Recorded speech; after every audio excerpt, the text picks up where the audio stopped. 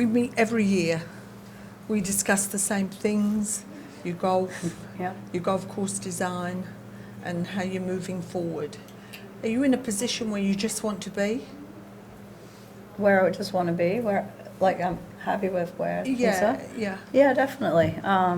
You know, obviously I've had a very long and successful career, and you know, I'm not sure how many tournaments are left in me, but you know, I'm enjoying competing when I am, and I'm also enjoying planning what's next. And we can tell by your voice you're just not 100%. You bought this sore throat and a little strep throat the other day. Today's the longest I've been upright for 4 days, so I'm pretty glad about that. Great. And you're a definite starter tomorrow, should things be going? I can't imagine I won't be teeing it up. Yeah. Questions, please. Mark? Mm-hmm. Is this your most precious tournament that you play? It's got to hold a special moment in your heart. Yeah, I've always loved playing the Australian Open. I always loved playing home in Australia, but you know, the Australian Open, over the years that I've played some tremendous golf courses around Australia, and I've really loved the 5th year that we've been here in Adelaide. I really love the rotation here, all 3 great golf courses, and Royal Adelaide is really a special golf course, and it's just in fantastic shape. I actually think if I had any criticism about it, it's too green. I'd like to see it brown off a little bit and be a little firmer and faster, I think, which is the way it's designed, but it's just in immaculate shape, and I think all the girls are looking forward to getting started tomorrow. Karrie, just on your health, how much has that impacted what you would have liked to have done leading into the tournament? Quite a bit. I was only out here for a couple of hours yesterday. I didn't play any holes, but it was too windy yesterday anyway. But so I just saw the course in the practice round today. So you know, obviously I don't have a great feel for how everything's going, and I'm not 100% on energy, so my swing was a little out of timing today. So I'm not going to push it too hard, but I just might hit 20 balls on the range before I leave, just to feel like I can get that timing back and be ready to go, because I've got an early tee time tomorrow.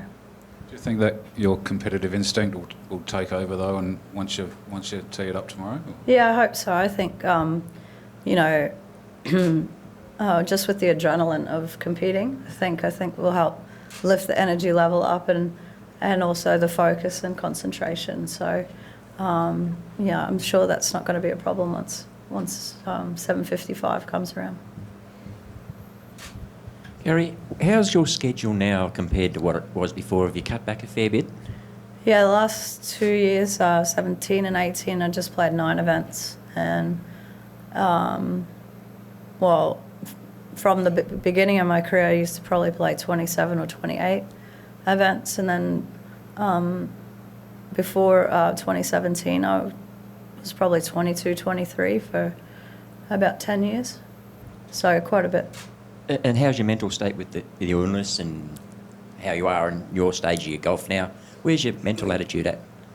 Well, I think that's the hardest part about playing part-time, and why I'm not sure, you know, how much I'm going to play, just because I think you can practice yourself into physical shape, but there's nothing like replicating tournament pressure and decision making, and that's but last year was probably the thing I struggled with the most. I played 4 majors in those 9 events, and if you're not already hardened by the pressure of playing golf in a major, you know, it just ratchets up a notch, and you know, I just found myself making poor decisions that I know better than, but you're just not you're not putting yourself in those situations enough to make good decisions.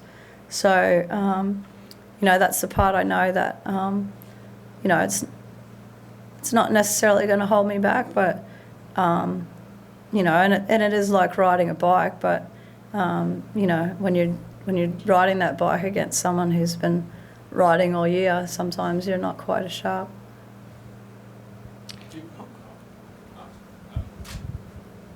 Thanks. Given this stage in your career, do you get quite sentimental about the Australian Open?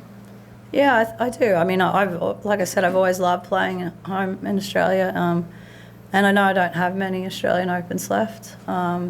So it's just nice to be here. It's nice that I've been a part of the history of the Australian Women's Open as much as I have, and won on the courses that I have. I think, you know, that's one of the things I'm most proud of. There's been a bit of a drought of Australian winners recently. Why is it so hard for an Australian to win this event now?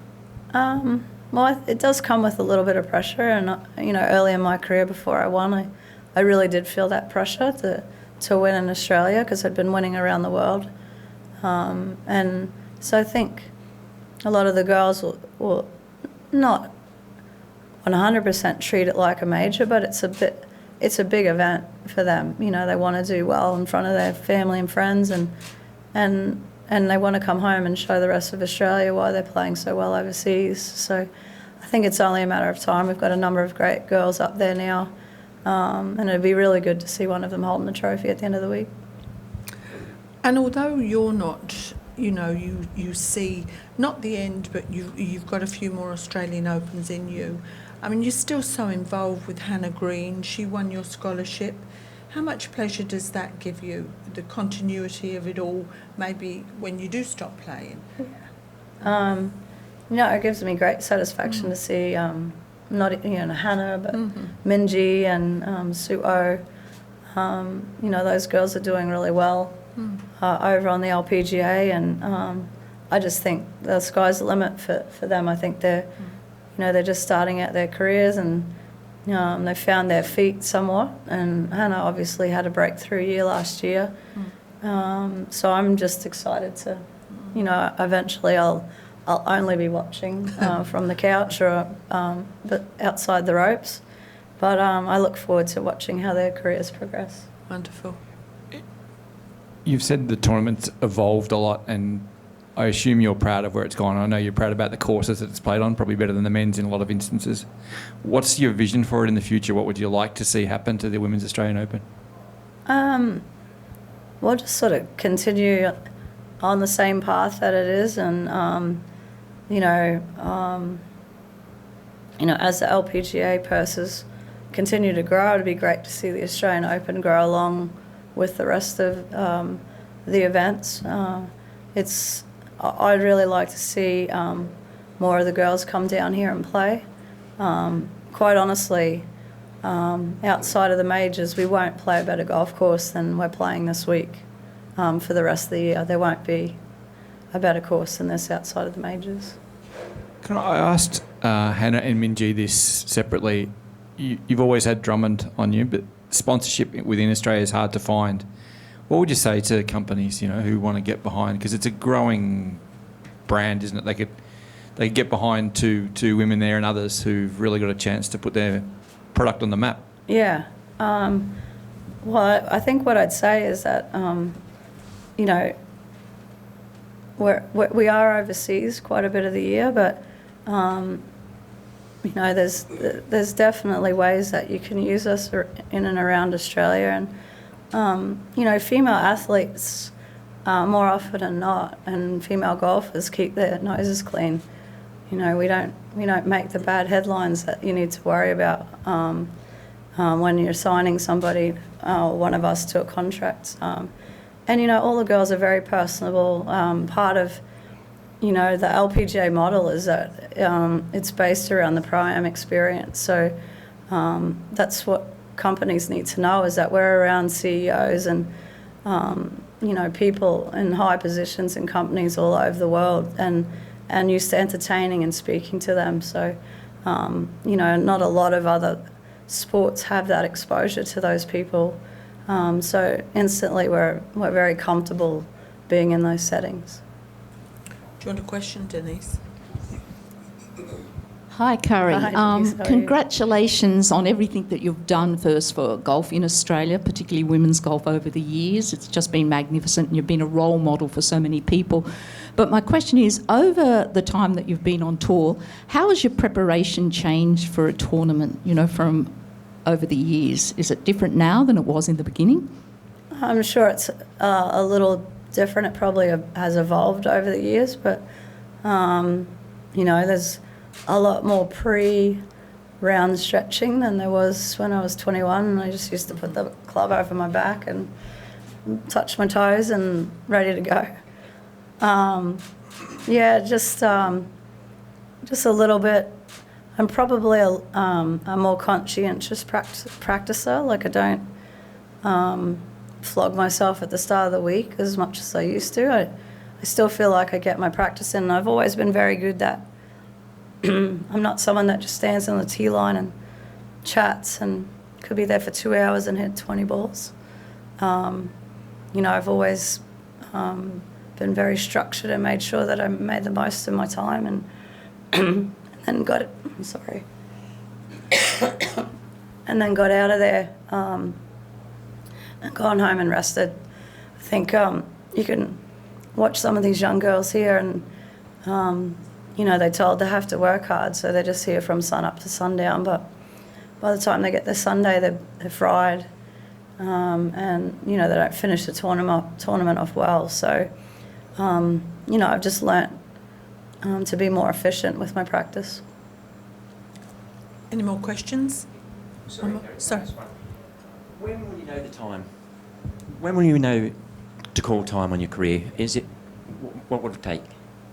I don't know. I mean, it could be at the end of the week. I don't have any plans. I don't know when I'm going to play again this year, but I will still play golf. And the great news is I'm old enough to play Legends golf now, so there'll always be a tournament for me to play in. Okay, ladies and gentlemen, is that okay? Thank you. Thanks Thanks. for coming. I've got some water coming down. Thanks.